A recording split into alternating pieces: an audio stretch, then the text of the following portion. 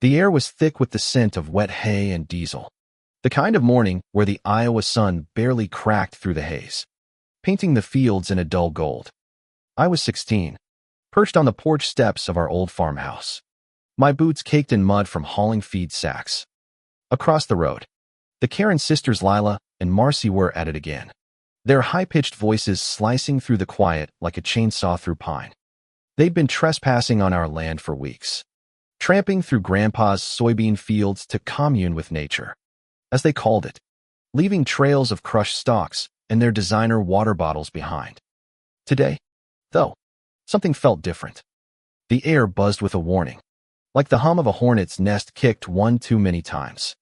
Grandpa sat in his rocking chair, his weathered hands gripping a mug of black coffee, the steam curling up like ghosts. His eyes, sharp as a hawk's, tracked the sisters as they strutted across our field, their yoga mats slung over their shoulders, their matching blonde ponytails bouncing like they were in some Instagram reel. "Enough's enough. Ellie," he muttered, his voice low, gravelly, the kind that carried the weight of 70 years of hard living. "They think they own this land. They're about to learn." I shifted, my stomach twisting. The Karens weren't just neighbors, they were a storm. Lila, the older one, was all sharp edges, with a smile that could cut glass and a habit of waving her phone like a weapon, threatening to call her lawyer every time someone looked at her wrong. Marcy was softer, or so she seemed, always trailing behind, her eyes darting like she was waiting for permission to breathe.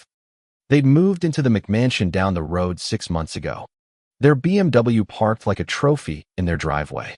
And ever since, they'd treated our farm like their personal playground. Grandpa had asked them to stop.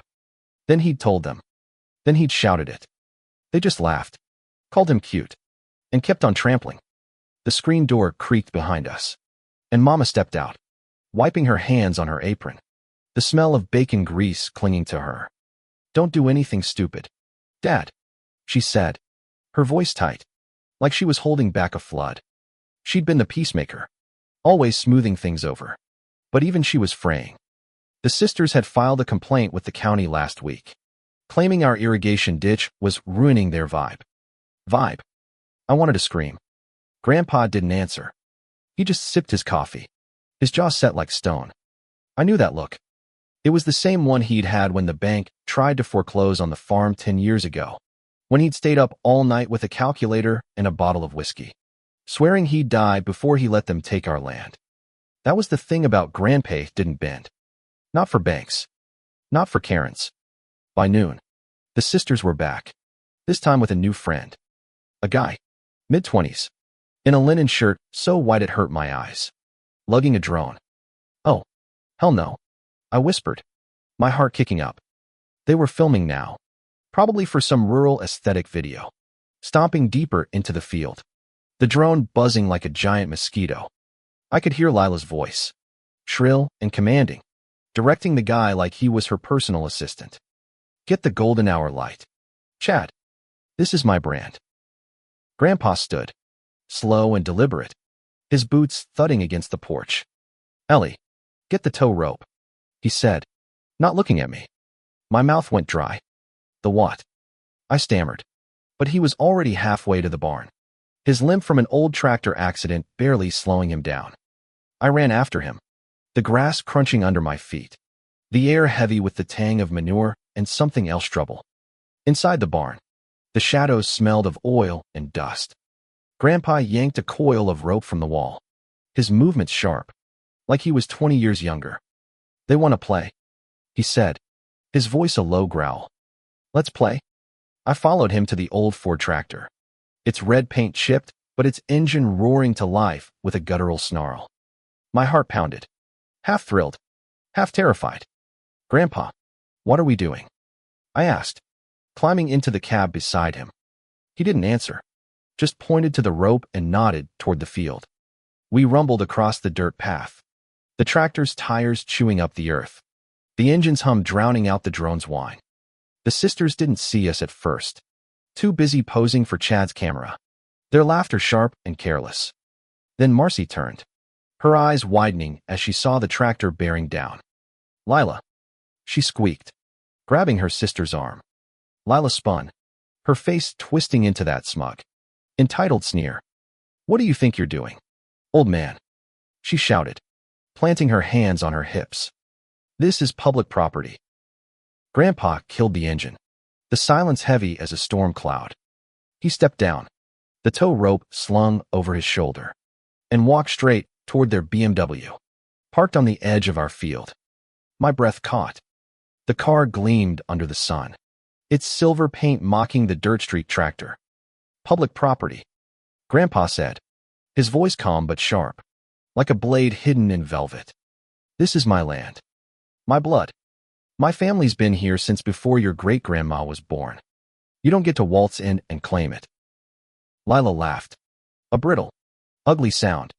"You're gonna regret this," she said, pulling out her phone. "I'm calling the sheriff." Marcy hovered behind her, chewing her lip, her eyes flicking between Grandpa and the car. Chad, the drone guy, just stood there, filming, like this was all a reality show. Grandpa didn't flinch. He looped the tow rope around the BMW's front axle, his hands steady as if he'd done this 1,000 times. I stood frozen, my pulse hammering in my ears, the air thick with the scent of gasoline and tension. "Grandpa," I whispered, but he just shook his head, climbed back into the tractor, and fired it up. The engine roared, a deep, angry bellow that made the ground shake. Lila screamed, her voice cracking like glass. "You can't do this. That's a $70,000 car." She lunged forward, but Grandpa was already moving, the tractor lurching toward the duck pond at the edge of the property. The BMW dragged behind, its tires screeching against the dirt, leaving deep gouges in the earth. Marcy ran after it, her yoga mat abandoned, her face pale as milk. Chad kept filming, his mouth open, like he couldn't believe his luck. The pond was a murky green, its surface dotted with lily pads and the occasional quack of a startled duck. Grandpa didn't hesitate. He drove straight to the edge, the tractor's wheels sinking into the mud, and cut the engine. The BMW rolled forward, its front bumper kissing the water, then plunging in with a sickening splash. Bubbles churned the surface, and the ducks scattered, their wings beating the air.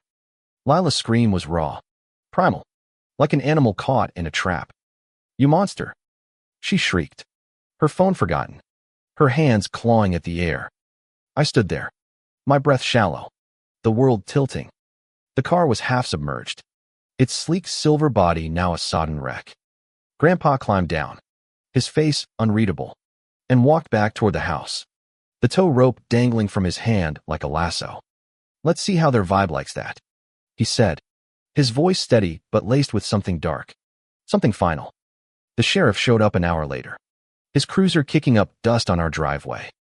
Lila was still screaming, her mascara streaking down her face, while Marcy sat on the grass, her knees pulled to her chest, sobbing quietly. Chad was gone, probably uploading his footage to TikTok. The sheriff, a tired man named Roy who'd known Grandpa since they were kids, listened to Lila's tirade, then turned to Grandpa, his brows raised.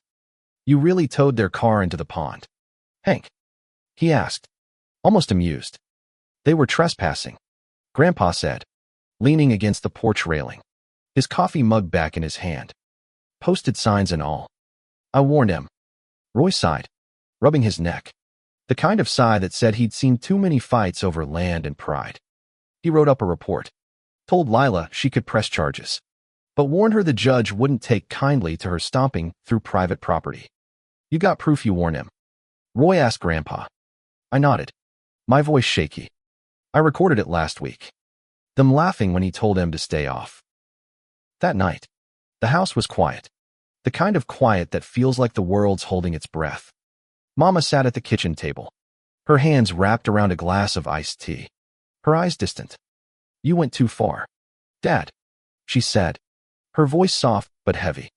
Grandpa didn't answer, just stared out the window at the fields, the moonlight turning the soybeans silver. I wanted to say something, to tell him he was right, that the Karens had it coming, but my throat was tight, the weight of the day pressing down on me. The next morning, a tow truck hauled the BMW out, its frame dripping with pond scum. The engine ruined. Lila and Marcy didn't show up again, not in our fields. Not on our road. Word spread fast in our little town. And by the end of the week, folks were stopping by with casseroles and sly grins, calling Grandpa a legend. But I saw the cost in his eyes, the way they lingered on the fields, like he was waiting for the next fight. I learned something that summer, something bigger than the Karens or their car. It wasn't about revenge, though it felt good in the moment. It was about standing your ground, about protecting what's yours, even when the world calls you crazy for it. Grandpa didn't just tow a car into a pond, he drew a line in the dirt, one that said, "This is mine, and you don't get to take it." And in a world full of Karens, that's a kind of justice worth fighting for.